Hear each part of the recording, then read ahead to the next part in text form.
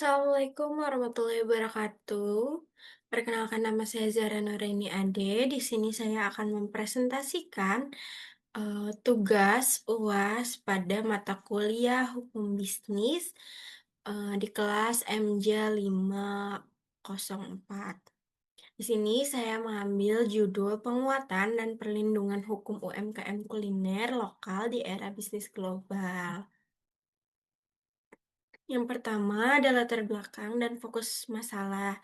Untuk latar belakangnya sendiri, globalisasi dan digitalisasi mendorong persaingan ketat di sektor kuliner UMKM lokal. Memiliki potensi besar namun masih lemah dari aspek hukumnya. Untuk fokus permasalahannya, permasalahan utama meliputi legalitas usaha, perlindungan merek, lemahnya posisi UMKM dalam persaingan dengan pelaku usaha global. Lalu selanjutnya ada data empiris. Fakta di lapangan menunjukkan banyaknya UMKM kuliner belum memiliki izin usaha, merek dagang belum terdaftar, serta bergantung pada platform digital dengan biaya yang tinggi.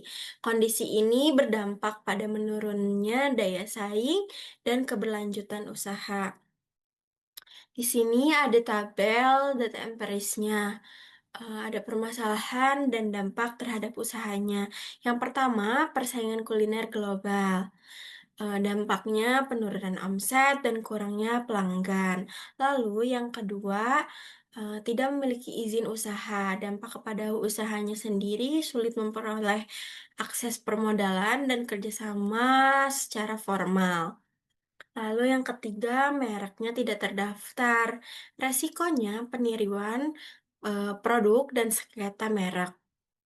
Dan yang keempat, biaya platform digital tinggi, penurunan margin dan keuntungan pada usahanya. Lalu yang kelima, kualitas SDM terbatas. Dampak terhadap usahanya, inovasi dan ekspansi usaha jadi terhambat. Lalu selanjutnya, studi kasus kuliner lokal. Saya mengambil pada eh, kuliner tradisional. UMKM kuliner tradisional menghadapi tekanan dari produk impor dan merek internasional. Meskipun memiliki cita rasa dan nilai budaya yang tinggi, UMKM tradisional ini sering kalah dalam hal kemasan, promosi, dan kekuatan modal karena dilakukan secara manual gitu ya.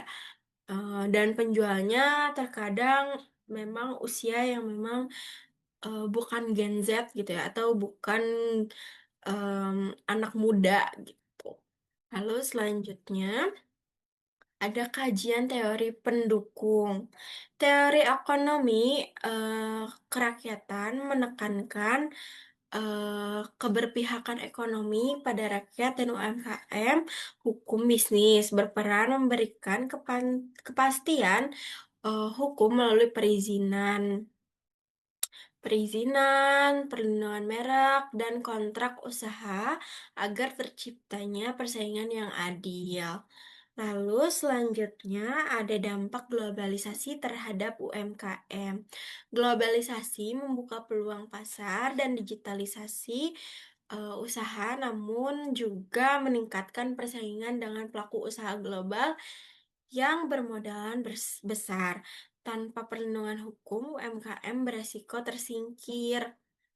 Lalu ada peran hukum bisnis bagi UMKM. Hukum bisnis melindungi UMKM melalui yang pertama legalitas usahanya, yang kedua pendaftaran merek, dan yang ketiga perjanjian kerjasama. Nah, perjanjian kerjasama perlindungan hukum meningkatkan kepercayaan konsumen dan mencegah sengketa usaha agar nanti usahanya bisa terdaftar dan legal gitu. Tuh.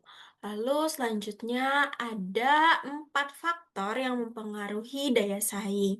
Yang pertama ada faktor hukum. Di faktor hukum ini, legalitas usaha dan perlindungan merek memberikan kepastian hukum serta memudahkan akses permodalan, kerjasama, dan perluasan pasar. Lalu yang kedua ada faktor ekonomi.